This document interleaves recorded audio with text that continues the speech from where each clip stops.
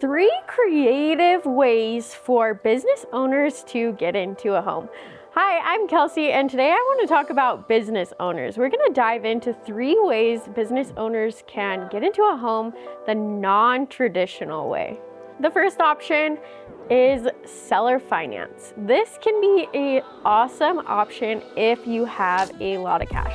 The risk with seller finance is the due on sale clause. The seller likely agreed with their lender or the bank in their contract when they closed on the home a due on sale clause, which means if the lender or the bank finds out that someone else is occupying the home, they can instantly require a due on sale clause. And that will trigger the seller to instantly pay back those funds. So if you are occupying the home as the new buyer with seller financing, it's risky, and the seller will likely run away with the allotted cash that you gave them. So in most cases here, the seller is asking for $100,000 down or more. If you're getting into this situation, to balance out that risk, it's ideal to find a scenario where it's less down or just avoid it at all. The benefit to seller finance is that isn't showing up in your name and potentially allows you access to invest in more.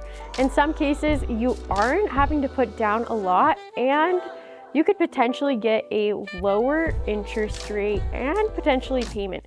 It's all about negotiating, and the best way to go about a seller finance is to figure out completely the seller's situation and to get the best terms that you can. Just remember the risk with that due on sale clause. Another potential option for a business owner is a lease-to-own option. With the lease-to-own option, the benefit is that you lock in today's price with the option to close at a later date. And that could be monthly, that could be yearly, 1 year, 2 years, maybe even more. It's up to you and the seller to negotiate. With this one, there is an option fee. You're putting a few $1,000s down and you're deciding your monthly rate. It's also up for negotiation what the seller is covering and what you're covering.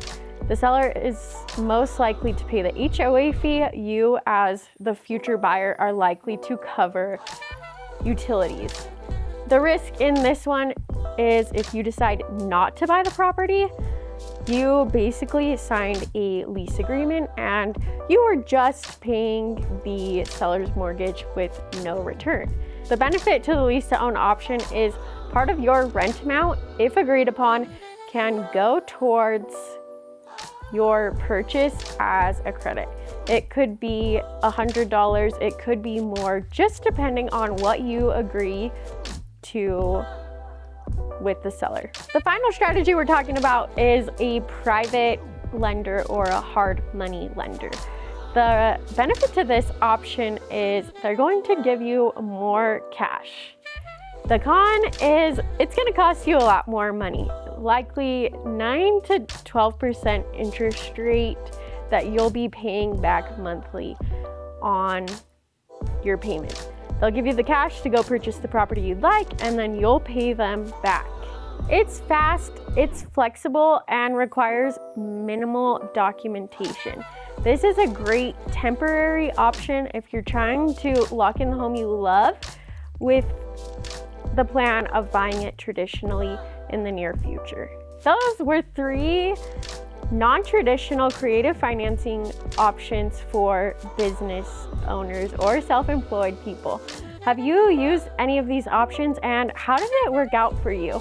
I'm Kelsey, thanks for joining. I'd love to help you achieve your real estate goals. Whether you're relocating here, you live here, or you're a small business owner or not, let's chat about your goals. Subscribe down below to stay up to date on our new content coming out every single week.